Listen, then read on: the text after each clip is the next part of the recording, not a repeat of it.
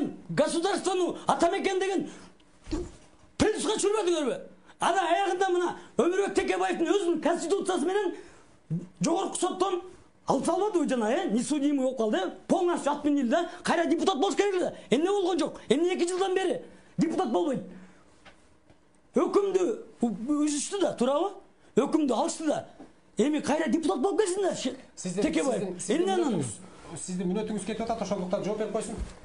Эми ал конституция, жакшы конституция, ал иштебей турат. Бүгүн конституция эмес, бүгүн президенттик башкаруу иштеп атат. Атамекен 30 жылдан бери келатасыңар. Бүт өлтүрдүңөр, Сурооңузга жооп берип койсун анда, Семик мырза. Бүт өлтүрдүңөр. Эми дагы эмне деп кетасыңар? Жаңы дем, дагы эмне дем? Эмне дем дейсиңер? Бүт өлтүрдүңөр. Тигинеңер капитан корабля кетип калды. Бир буту түрмөдө турат, бир буту лишь бы отстать. Вактыңыз кетип атат. Эмне 30 жылдан бери бүт жерге Атамекен все знают. Дагы эле эметересиңерби? Семик мырза, сиздин вактыңыз кетип атат, ошондуктан Кыргызстанда туруктуу бир гана оппозиция бар, бул бүгүнкү күндө Атамекен.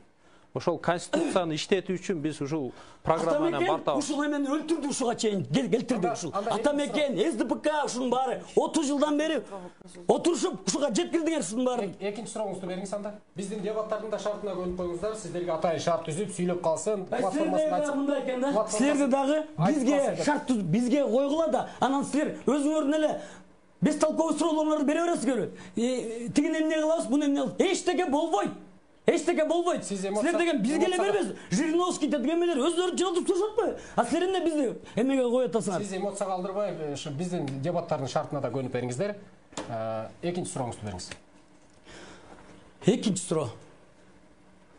Суроом да жок уже буларга. Түшүнүктүү.